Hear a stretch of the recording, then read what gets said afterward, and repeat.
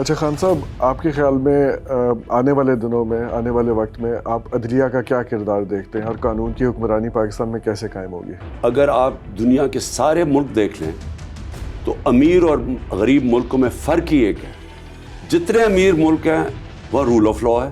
کیوں انصاف کی وجہ سے خوشحالی آتی ہے؟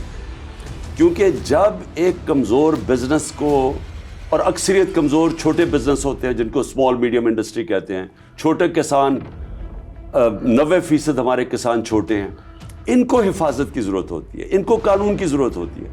قانون کی ضرورت کمزور کو ہوتی ہے طاقتور کے خلاف.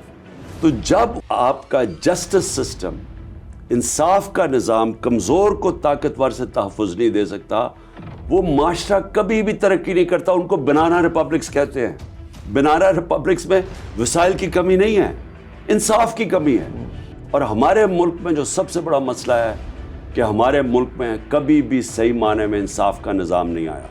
ہمارے ملک میں یا مارشل لاء تھے، وہ قانون توڑ کے آتے تھے، یا یہ جو دو خاندان جنہوں نے حکومت کی ہے، یہ ادارے اور قانون ختم کر کے چوری کرتے ہیں پیسہ.